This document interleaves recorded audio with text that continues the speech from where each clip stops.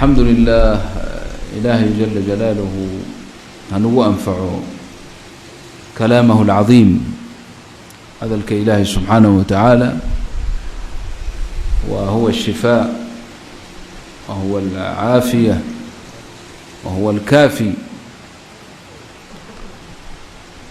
قال ذي مركي أي نبي صلى الله عليه وآله وسلم أي لبيين أو هذا الذي حججك أي كل الدودين أي كذل بينه ودهين هذا دونيسو وأنا ريركي سوي يعني وأنا قريشو ما ذي الذي ويوها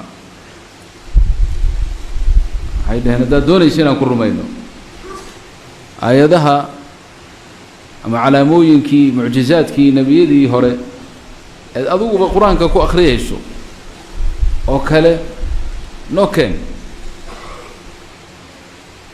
waxaad noo sheegtay nebi muuse in badda loo furay baddii dhannayd baa 12 dariiq laga furay. waxaad noo sheegtay in saalix calayhi salaam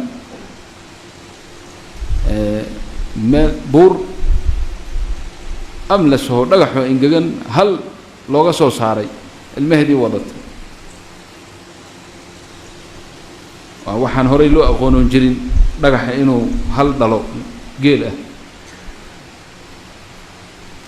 waxaad noo sheegtay nebi muuse ushiisa inay abeeso weyn isu bedelaysay, nebi ibraahim dab lagu tuuray. waxyaalaha aayadahaas waa weyn ee nebiyada hore ay la yimaadeen oo kale noo keen annagana. ilaahay ummaddan khayr buu la doonay.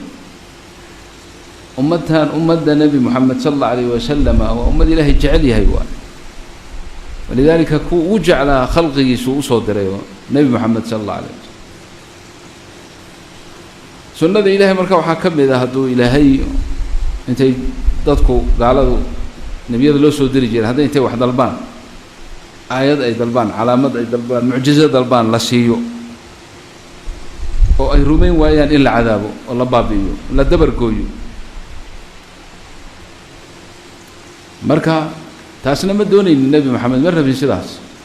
nebi moxamed sala allahu alayhi wasalama wuu awooday inuu marbaa loo soo bandhigay. waa la socotaan labadii buureed ee ugu waaweyneed ee maka aanu iskugu daboolaa la yidhi kuwaan iyaga daa'if qabkaba siinaba markay dhagaxayayeen oo ka dhiijiyeen malakul jabal loo soo diray buuraha malagii xisaabsanaa.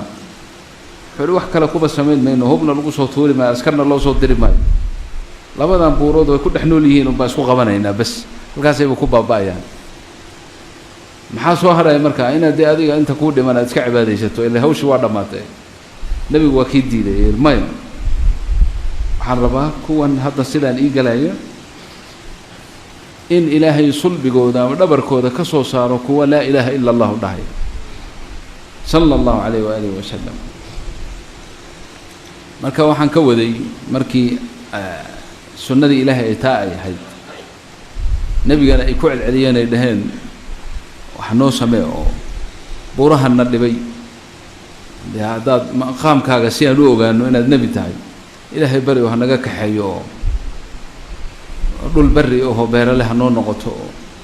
waa la socotaan tafsiirkii waa ku wada akhrisateen. waxaan uga jeeday marka ilaahay aayad buu ugu jawaabay, wuxuu yidhi subxaana isagoo ka sheekaynaya dalabkooda iyo jawaabta ilaahay. وقالوا لولا أنزل عليه آيات من ربه قل إنما الآيات عند الله وإنما أنا نذير مبين. جوابت إلهي محمد قلت أولم يكفهم أنا أنزلنا عليك الكتاب يتلى عليهم إن في ذلك لرحمة وذكرى لقوم يؤمنون. متى جاءت من سماها أنا محبان خلد أيضا وذي الشيء قبتها محبان خلد.